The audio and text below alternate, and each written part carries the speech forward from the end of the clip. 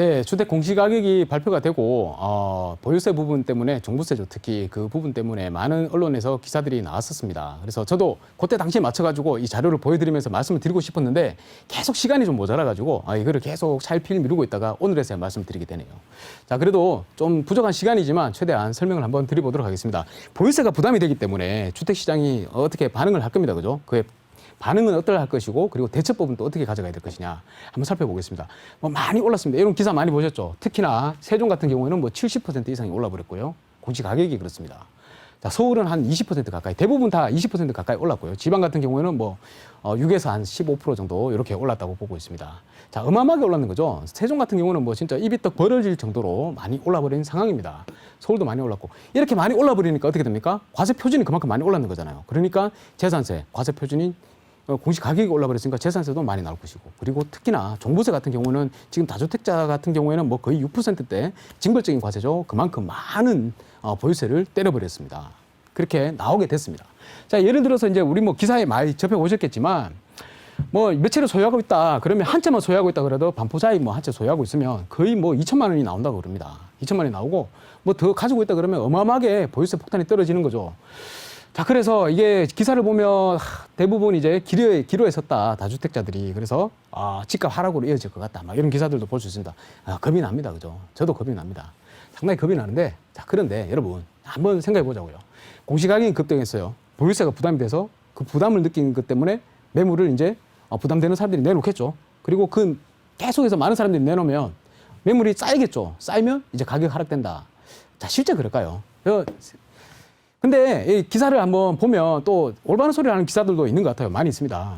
보유세 낸다고 서울 집 팔아요? 우리 서울에 집을 보유해보셨던 분들은 알잖아요. 서울 집 팔고 싶습니까? 시간 지나서 보니까 그만큼 많이 올라 있는데, 내가 보유세 냈던 것보다 더 올라 있는데 어떻게 팔겠습니까? 자, 월세 올려서 세금 내지. 이게 다 조세의 전가라고 안 하니까. 조세의 전가 귀착이라고 그러죠. 자, 다주택자들이 전세를 월세로 전환해서 세금을 내겠다 그럽니다. 그죠? 그리고 실주택자도, 실거주 1주택자들도 생활비를 그냥 아껴버리겠다. 그래서 내지 그렇게 얘기를 합니다. 그만큼 시장에 과연 이만큼 나올까? 안 나온단 말이죠. 그리고 이미 부담되시는 분들은 증여를 통해서, 절세 방법을 통해서 이미 많이 기초 작업을 다 하셨어요. 그러니까 앞으로 나올 시장에 매물이 나올 거는 한정돼 있다라는 게 정확한 판단일 겁니다. 자, 또 하나 있습니다. 우리가 이게 지금 2002년부터 2008년까지 해가지고 주택 가격 이때 노무현 정권이었죠. 그때 당시에 정권에서 주택 가격이 많이 상승을 했습니다. 그죠? 그때 뭐였습니까? 12구 대책에서 종부세 때렸죠. 종부세 나왔죠. 3주택자 중과세 나왔죠. 자, 그리고 그 다음에 좀 지나가지고 2005년에 831 부동산 대책 나왔죠. 그때 뭐였습니까? 2주택자한테 또 중과세 때렸죠. 중과 때렸는데 시장 죽었습니까? 안 죽는단 말이죠. 잠깐 주춤은 합니다. 주춤은 하는데 결국에는 길게 보면 결국에는 많이 오르더라. 이게 그때 당시에 수요가 억눌려 있으면, 주택 가격이 안 오르고 억눌려 있으면 그 다음에 더 폭등을 하더라. 이게 사실이죠. 역사적인 사실입니다. 부동산 시장의 역사적인 사실이란 말이죠. 그러면 우리는 또 어떻게 되겠습니까? 여기 또 눌렸죠. 여기 또 눌리겠죠. 눌리고 난 다음에 이 보십시오. 기울기 보십시오. 확 섰잖아요. 앞으로 또 이렇게 오른다. 그냥 차라리 놔둬버리면 그냥 쭉 이렇게 오를 텐데 눌러버리니까 눌렸다가 갑자기 한 번 더 튀더라. 이게 사실 아닙니까? 앞으로도 그 사실을 또 계속 보여주는 이게 반증이잖아요. 그죠? 자, 그래서 우리가 앞으로 어떻게 되느냐.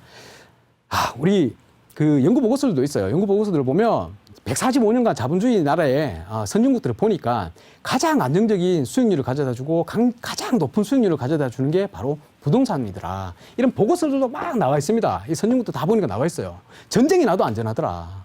그죠? 자, 전쟁이 나도 안전하고, 그렇게 안전하기 때문에 장기로 보유만 할 수 있으면 부동산은 무조건 보유하라라고 보고서에도 나와 있어요. 미 샌프란시스코 연준에서 나온 보고서입니다. 자, 거기다가 우리나라의 보고서도 보면 지금 현재 금리 내리고 있죠? 금리 거의 저금리 아닙니까?